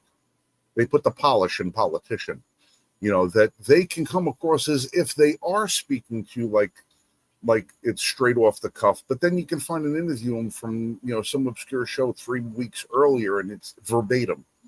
They'll have the same paragraph so studied, that's exactly what they'll talk about. He did get into a little bit of a commercial for himself there. Understandable, but again, it's bound to happen. Yeah, we're going to chalk that up to a little bit of nerves, and that's fine. That's cool. He doesn't know us. He wants to make sure that he puts his best foot forward out there. But once he's, got acclimated, boom, right with it. And dude, lots of credit for that. Lots of credit. Well, too many politicians are being handled, and they aren't allowed to really speak what they want to speak. And yes, Jan, they got to stick with talking points, and that's all they're allowed to do. Yeah. So that being said, and I think that was important to mention, just good to cover. I'm still pissed off, guys. I'm still pissed off about. I can't get away from this. Kamala Harris, potentially the second most powerful person in the world, or in the second most powerful seat in the world, wants to kill people. The media is trying to give you every excuse to say you didn't hear what you just heard. We've got California being California, saying that math isn't about 2 + 2. It's about social justice. The answer to everything in California is social justice. Massachusetts is going, California said it's all about social justice, so it must be about social justice. And we got our military that's so busy trying to make California, Massachusetts feel good about themselves. They're forgetting that we have 30,000 Americans in Afghanistan, in Ukraine, and Sudan that are being tortured, as confirmed by the CIA and the DOJ and the DOD. We know that the Americans right now are being tortured, and everybody's worried about, well, let's lower the population of the world, and let's make people progressives, a sliver, 2% of the population, make sure they feel warm and fuzzy about themselves. Guys, this is crazy. This is not what the Constitution was built for. This isn't what our government's supposed to be about. No, it's not. It absolutely is not. And that's the thing is we go over this and we talk till we're blue in the face, but I'm honestly hoping that something will tip the scales where the people will just finally say enough is enough. Okay. And not necessarily take up arms, but start taking action. And we're starting to see it a little bit. And it does give me some hope. Where we're starting to see people standing up at school board meetings a lot more. We're starting to see people actually standing up at town council meetings more. But honestly, folks, one or two voices here and there isn't going to change it. We've got to start coming together. Okay. And you know that my thinking process and so forth maybe indicate that I'm right of center, but honestly, I'm a constitutionalist at heart. Okay. And the Constitution doesn't care if you're left or right. What it does care about is there is a certain design for the way the government is supposed to operate. And it is very detailed in the Constitution of the United States. Until we start as a people demanding that our politicians and the people that we send to Washington, D.C. to represent us start adhering to that Constitution, things are going to continue to get worse. And you are going to see the left encroach upon your rights, and you're going to see the right encroach upon your rights. Okay? And the thing is we're too busy pointing fingers at the opposite side saying, look at what they did. That's not right. Instead of saying, hey, all of this isn't right. Okay? Well, yeah, I mean, I'm not pointing at Kamala or the progressives per se. I'm saying that we have even gotten to the point that in our government, these are issues, these are things that are happening. Never were they designed or meant to happen in our Constitution, in the foundation of our nation, and at no other period in our existence, 240 plus years, we have never said this. We are at a point that we've gotten too comfortable and we have allowed too many people to just become neo-nobles without regard to, no, you're our subordinates. They are supposed to answer to us. They serve us, not the other way around. And we need to reinforce that over and over again. They're not in charge. We are. And honestly, I don't care what side of the aisle you're on. Can you honestly and truthfully say, that even a candidate from your own political party truly represents you? No, that's the thing. Can anybody honestly answer that? Yes. Not just represent you, serve you. Do they serve you? Or are they expecting you to be served by them? I think that's the way for the average person, think of it. Are they serving your best interest, or are they telling you how you can serve your interests their are? Yeah. Okay. And be honest again with yourself. Is your party telling you what issues should matter to you? Yeah. I mean, it's a really big deal. Okay. You're not, your political party doesn't represent you. And the candidates coming out of those parties aren't representing you. Okay. Until we get back to our foundational roots, which is the Constitution, you're not going to see a change. You're not going to see true representation. You're going to see our lords in Congress dictating what we are allowed and not allowed to do. And that's what we're seeing today. Yeah. Well, Jan just brought up a great point, a great example of that. This week, RFK Jr. went before the congressional hearing on weaponizing of the government, of censorship, essentially talking about censorship in modern media, whether it's social media, newspapers, doesn't matter, TV, doesn't matter, and how it's been used to silence the public. And the first thing that happened was it was Representative Debbie Wasserman Schultz, who was key in the Clinton campaign in 2016. And she used the same tactics against RFK as she used against Bernie Sanders. Said, nope, you can't talk. You're not supposed to be able to speak. And the only thing, here's the thing about the RFK, and I was very upset about this. And yeah, RFK's a Democrat. I don't care.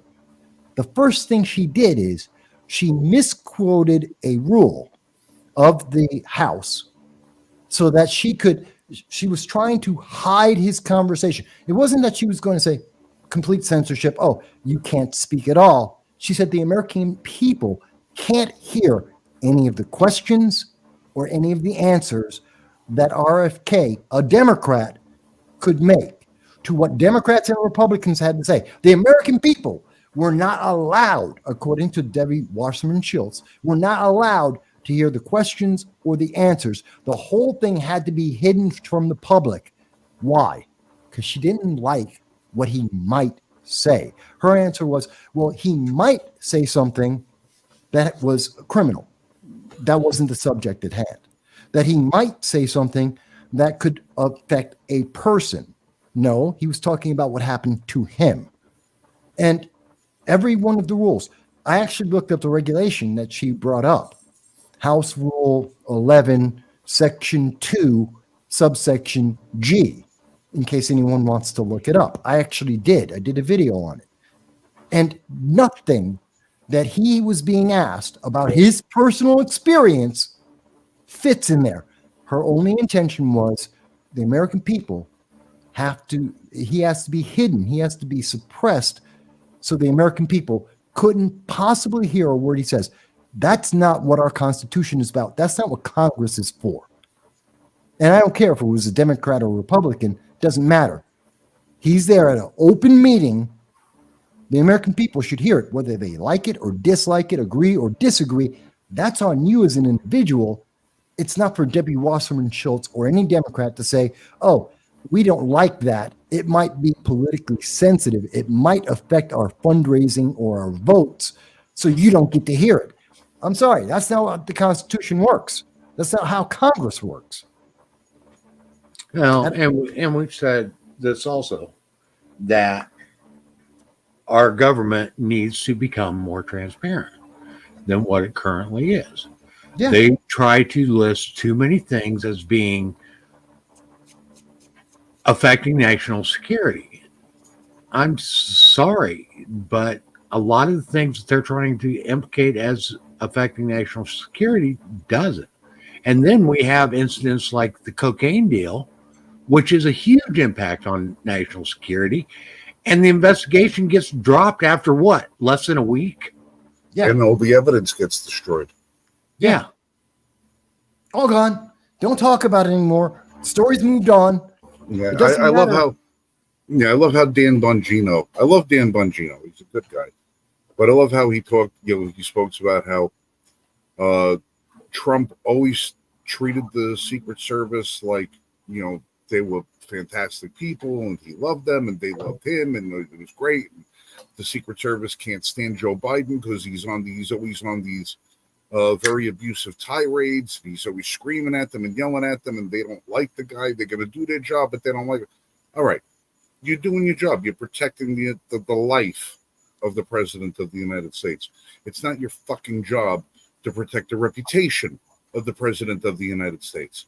It's Yeah. not your job to. It's not your job to shield the president of the United States from criminal activity on behalf of himself, his son, or any of the people that he invited to our executive mansion.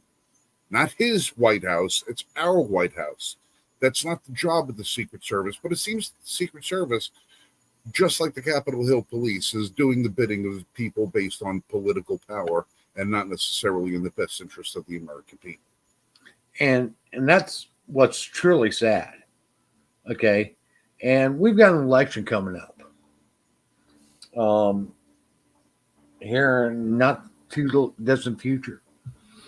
And we've got one candidate that's facing umpteen million indictments He's going to get and charged. criminal Let's be honest. cases. Let's Okay. be honest. By the time we get to January of 2024, they will convict Trump of something. It might be jaywalking. It might be something else. But they will not stop until they find anything that they can finally get a jury to say guilty on, so they can say, well, if he's guilty of that, he's guilty of everything we have ever imagined him to be guilty of. So that's going to happen. So we have one candidate who's accused and is being railroaded. And I say that because Russia collusion, 3 years, absolutely false. Ukraine phone call, absolutely false. Everything they brought up has all been proven false to date. So let's be honest. You got that, and then you got another guy, $17 million directly traced, at least $5 million of it going into his bank account. He's screwed up. He's connected to the CCP. We know that there are allegations of his son selling political influence while he was in office as vice president, and none of that's supposed to matter. That's what we're looking at in 2018. Ignore the problems and the questions. And honestly, okay, regardless of whether Trump's guilty or not guilty of the stuff that he's being indicted for,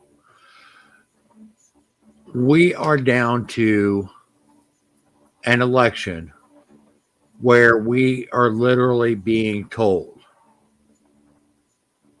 well, my candidate isn't as evil as your candidate is, so you need to vote for my candidate. Yeah. That is the argument. Okay, that is the sheer crux of the argument for the presidential race of 2024. Yeah, that is it. My guy's not as bad as your guy. Ultimately. Okay, I mean, come on. Don't we deserve better than that? Yeah. No, we don't. Well, actually, We Frank, don't. I got to agree with you. We don't. We don't.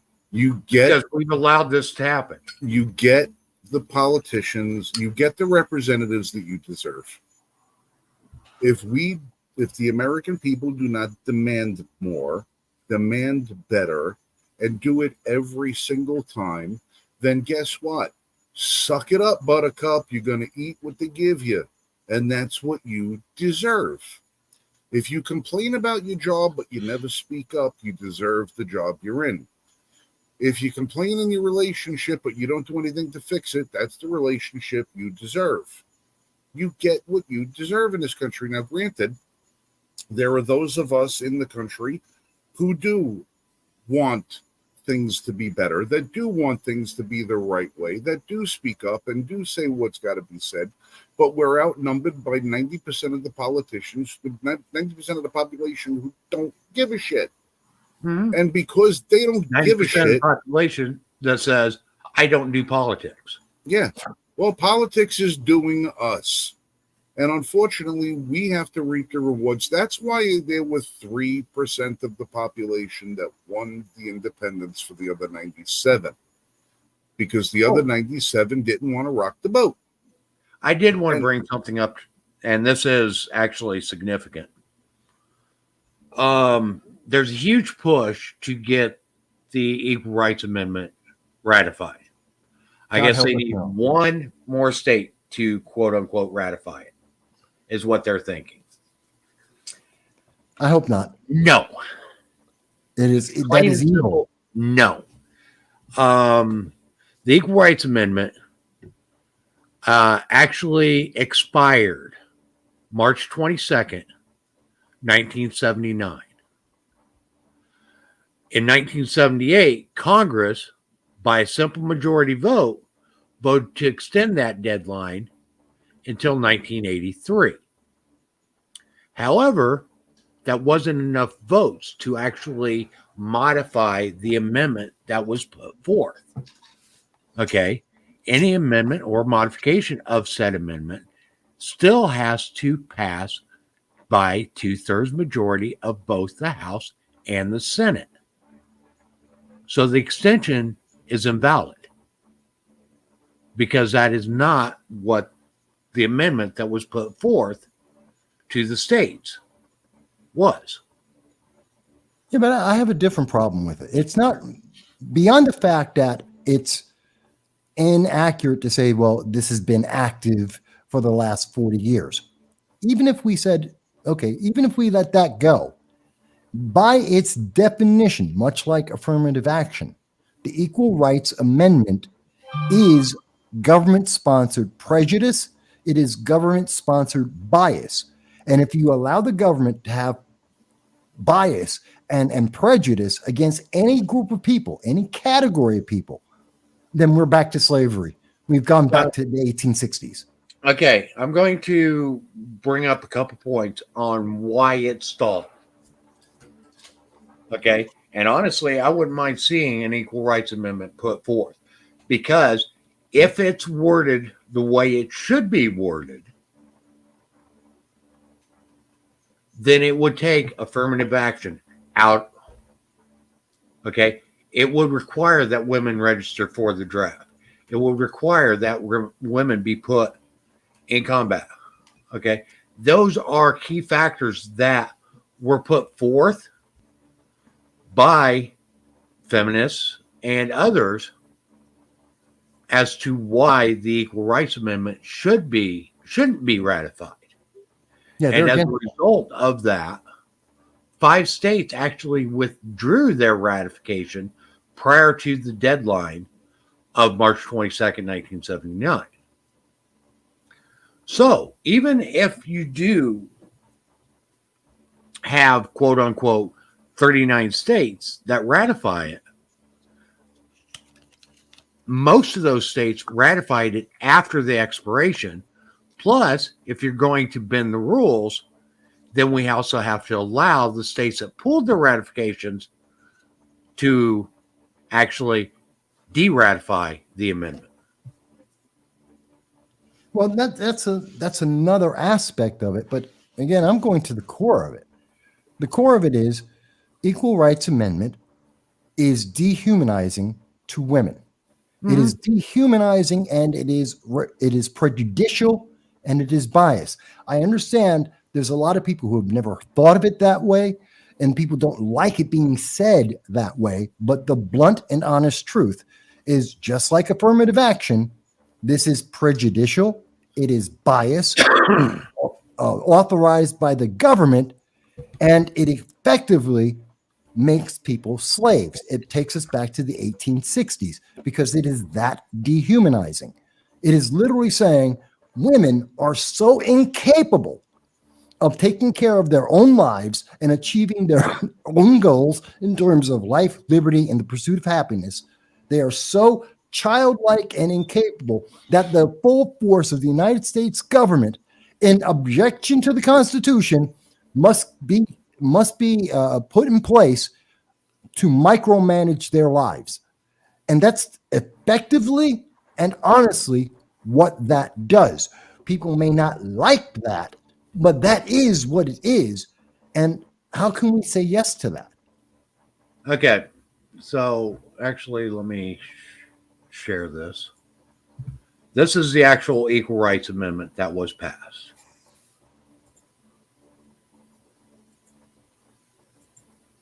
You mean advanced? Wasn't passed. Okay. Proposed amendment to the Constitution of the United States. Okay. Proposed amendment to the Constitution of the United States. Second session, 92nd Congress. Proposing an amendment to the Constitution of the United States relative to equal rights for men and women.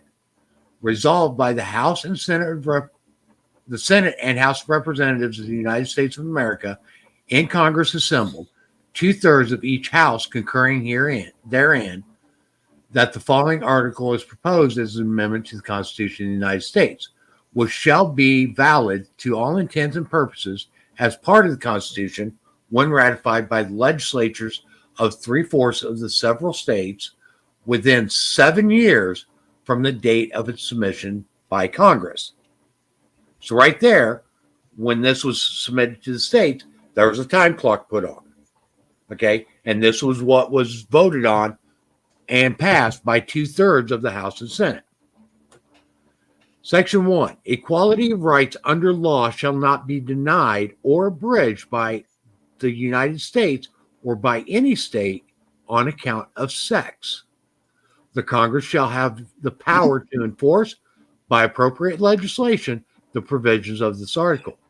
This amendment shall take effect 2 years after the date of ratification.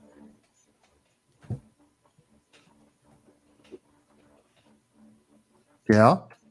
Okay, that is the amendment. That is what they're trying to push through. Yes. And it's dehumanizing. Okay, so it basically says that anything that gives women an advantage in the marketplace can't be done. Okay, because women must be treated exactly the same as men, and vice versa. But the Constitution already says that. And to even be more, not only does it say that, we've said that in the Declaration of Independence, we said it again in the Constitution, and to even be more clear for someone who might have misinterpreted it, that's why we had the 13th and 22nd or 21st Amendments, to make it even more clear. I mean, we have defined this as clearly as possible that no one today can realistically look at the Declaration of Independence, the Constitution, or the amendments and say, oh, we have not only said it, we've resaid it and resaid it again. We've made it as clear as possible. Everyone's equal. We don't need this. Jan is right. Many people will understand this. We don't need this. To do this is dehumanizing. I can't say that enough. I don't understand the full implications of what this amendment actually says. Okay, they think that it is about women's rights and so forth, and it's not. Okay, No. in fact, if anything, this amendment will take away women's rights. It's just got a really snappy name that sounds really great on 30-second ads. Like Okay. the Affordable Health Care Act. Yeah, it just sounds great. Yeah. Okay, and it's not a good amendment. That's Like one of the the reasons Patriot why Act. 5 states pulled their ratification of the amendment. Yeah, but no one's thinking about that, Mike. No one has even thought about when it was supposed to be. I will venture to say that the majority of the people that are screaming that this should be passed and ratified and adopted in the Constitution have never did what I just did. What, read the bill? Of course Yeah. not. No one reads the bill. Members of Congress have admitted they don't read the bill. Everybody says, read the bill, read the Okay. bill. And what? It was less than 3 paragraphs? Mike, it could be one sentence. They don't read the bills. They've admitted they don't read the bills. They just have really snazzy bumper stickers and 30-second ads and a minute and a half on nightly news. And everyone goes, well, the title sounds good, so it must be great. You can sell anything in America, any political issue. If you have the right name for it, it's fantastic. The Inflation Reduction Act actively increases inflation. It's not a maybe. It's not an interpretation. The CBO has come out. It's been reviewed by economists. The Inflation Reduction Act increases inflation. It is a fact. But because it sounds good, people say it's great. It's reducing inflation. Unless you're living in hell, no, it doesn't. It's just because it has a great name. Because no one reads, and they have someone on the nightly news. Well, CNN said it's good for me, so it must be good. The Bipartisan Infrastructure Act. Bipartisan Communities Act, which promotes red flag laws and is actually paying states to put you, the American taxpayer, onto a list to take away your Second Amendment rights without ever having a trial or a crime. Literally. Well, and here's the thing. The quote unquote Bipartisan Infrastructure Act is literally a means of the federal government to reward states that are acting the way they want them to. And we went into this last week with the tunnel. Yeah. Okay, that they're proposed in New York City. Yes. It's okay, and I'm sure we can dig through other things that have been awarded under this Infrastructure Act. Okay, part of the Infrastructure Act is rewarding huge mega corporations with various things for broadband internet. Yeah. Okay, and that's all it is. It's a slush fund to reward people for quote unquote good behavior. It's a benefit. And if you don't act the way we want you to act, we aren't going to give you the money.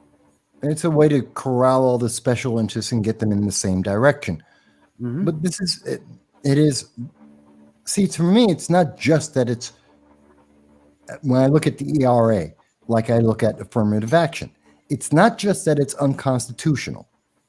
It's that it's dehumanizing, and that's the part of it that I think most people, because they don't read these bills, because they don't consider the consequences, because our modern journalists don't ever ask questions about the obvious and logical immediate impact, we're seeing a whole movement of people going, the title sounds great, so it must be good.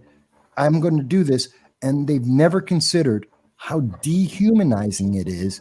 And that takes us, perhaps even communism isn't as extremely, well, it's a toss-up of which one is more dehumanizing, but it is evil. This is evil we're talking about. The ERA, like affirmative action, is evil. And I'll be happy to debate with any politician of any party and any political organization on why I say that. And no one's willing to allow that conversation to happen, which should scare people. Mm-hmm. It's like There's so much that our government does that should actually terrify people. Okay, and it's stuff that keeps all of us awake at night. Okay, but for the majority of the people, they don't have a clue. They don't want to be bothered with it. And here we are. We try to inform. We try to tell people about what's going on. We try to let them know. And we can talk till we're blue in the face. But it's not working. We keep seeing the same shit week after week. I mean, you've been doing it for 17 years, Michael. Yeah. Okay. Yeah. Frank and I have been doing things for the Liberty First Foundation since 2018. And And what we've seen, it get worse. It's not getting better. It's getting worse. I think people are scared. I think that's why. I think they're scared because they think being on TikTok is more important than actually saying, no, I don't agree. I think that's part of it. They're afraid of saying, there's literally been polls that say that progressives and Democrats will not date anyone who doesn't agree 100%, that blindly affirm their political talking points coming down from the mainstream media. And people are terrified. My friends might ostracize me. That social media will definitely punish me. They will censor me. People like Senator Blumenthal are actually pushing to create more censorship, just like we saw with Debbie Wasserman Schultz, that they're trying to increase more censorship because a Democrat, a famous, well-known, respected Democrat, dared to walk off the reservation. And because he did that on one issue, he said, I don't agree. They're demonize him and they say he cannot be heard. And people are terrified going, oh my God, if they can do that to RFK, what are they going to do to me? Which should be the exact opposite. We should say, if you try to do that to RFK, then we're going to tear you down. You're going to be gone. Debbie Wasserman Schultz should never be reelected. Why? Because she's trying to silence people from using their First Amendment right. That's, I think, the way we have to give up this fear and we have to step up and go, you can't do that. I mean, we're willing to say it for a song. We're willing to say it for a beer. It's about time we say it for our politics. Well, sadly, the base for many of these politicians is so ideologically driven that they would rather burn the whole thing down to the ground than stand up for what's right. They think as long as it's right for my party and my ideology, then I'm going to go with it. It does. There's so many people just have given up on their own personal ethics, and so I can't stand for that anymore. I can't stand for it. Surprisingly, there have been a few that have come out and have said, I can't do this. This is ridiculous and everything. And we applaud them. We celebrate them. We support them. Welcome to the real world now. But there are just so many people that are just so ideologically separated. They may throw out 99 things that they think are important because their one pet cause is the thing they concern themselves most about. So they don't care. They'll just go along with it. And when the first thing you try to do is censor a censorship meeting. I mean, come on. I mean, take it behind closed doors. You would think there'd be more outcry, but there isn't. There isn't, and it's sad. And that's why when you say, "Oh, we don't deserve this," and then I say, "Yeah, we kind of do." Well, we do. Okay, honestly, we deserve it because, I mean, again, we'll say it again. You can't have a government of the people, by the people, for the people, without the people being involved. Yeah. And the funny thing is, like, most of the censorship that they're talking about is all on the internet or in mainstream media. But everything is really driven through the internet anyway. Because you find out everything that you want to find out, and a lot of things you don't want to find out through the internet because you're not going to get it from the mainstream media. We know that. People are too worried about this. Right. Well, the reason why they want to censor everything as badly as they do is because the media, the internet exists. People are too worried about the latest TikTok trend No, but what I'm saying is, listen, the internet exists. Yeah. If the internet did not exist, if when I was in high school and the internet first started, gaining a little bit of traction 30 some odd years ago, if it never did that, if it just stayed, just something that happened between colleges so they could pass records back and forth and all the rest of that, Americans would have absolutely no clue to how corrupt our government is. See, I disagree with that, Frank. I disagree with that because I know that being in college at the time, I remember when DARPA opened up the internet to the colleges, and it was the first time, and they were starting to use it for information. It's the same thing that we saw with television at first, which was initially meant to educate. It was meant to share information. The core of what it was supposed to be was fantastic. And then came the reality of how it got manipulated, which created this. But one thing I see that was interesting is when the internet first came about, it actually achieved its goal just like TV did.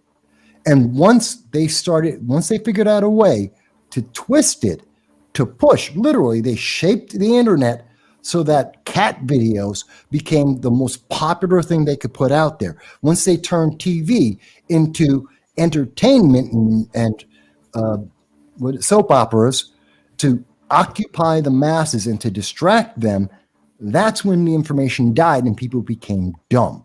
Right. And I saw that in my lifetime. Right. But my point is, and what I was trying to get to, was that, yes, the internet was very, very controlled. The information that was on it was very controlled. The people who learned how they could manipulate information and let people only have the information that they wanted to be propagated with the same people that did it with TV, same people that did it with radio.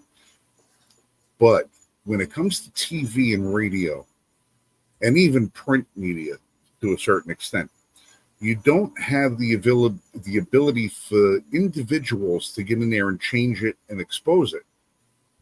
If you wanted to expose something that was shown on a news program, how could you possibly do it? You can't open up your own news program and offer a counter voice. As soon as they realized that the people had the ability to use the internet for their own benefit and push their own messages out there, that's when they really decided, holy crap, we may have created something here that we can't possibly control, so we need to start censoring the ever-loving crap out of it. It's the internet became the government's worst enemy in the regard that you have hackers, you have people that could get information, you have people that could put out websites, and you can put up websites faster than they could crack down on them. You could do things faster than they could. Everybody has access to it. So the better the tool, the more it needs to be controlled. The internet to government is like guns to government. It's a threat. It's a threat to them. That's why they need to crack down on it every chance they get. That's why they need to have government officials in every one of the online media outlets, because they need to be able to censor it, to control us, to control what we see, what we think, what we say. Why do you think we've got government departments of misinformation? Right. And that's okay. Why do you think misinformation is such a huge topic right now?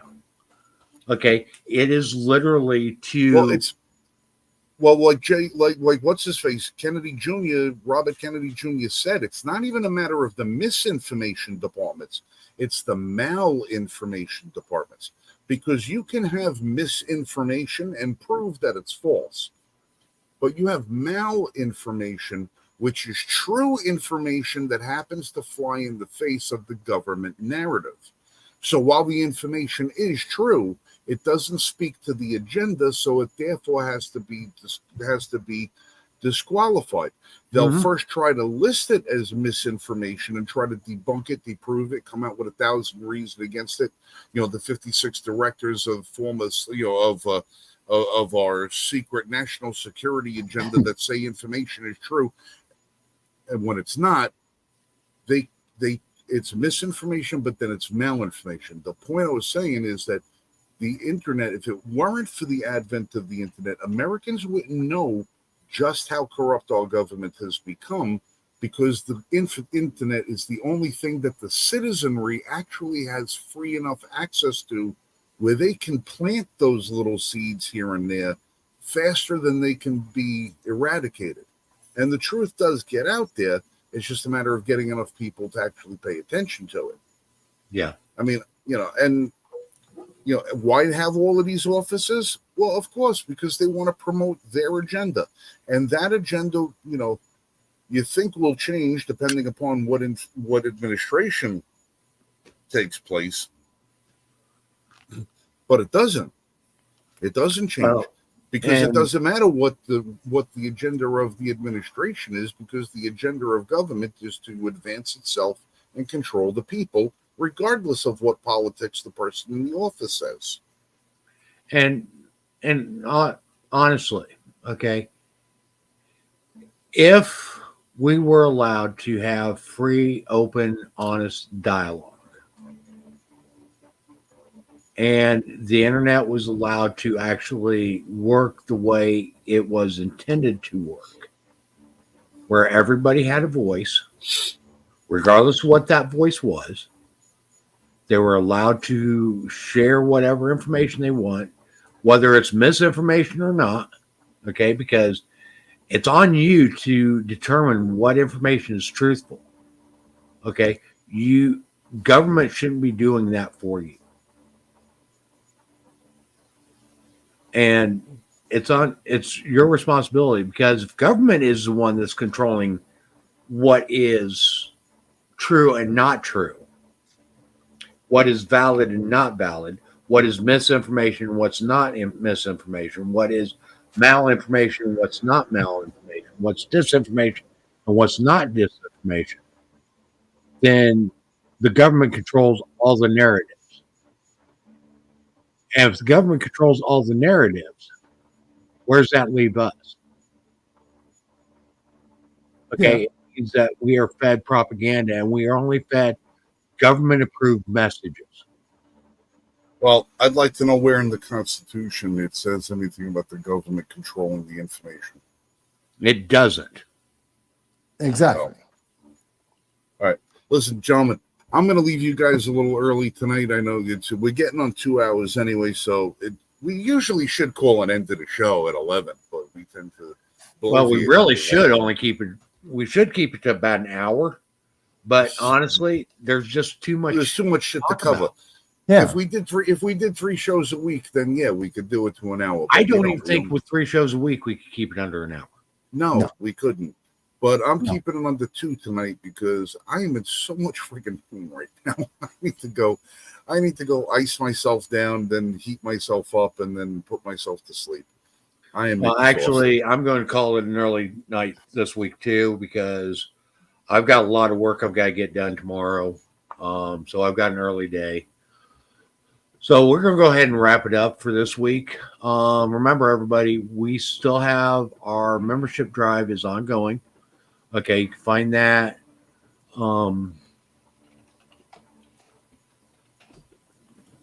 Where'd it go?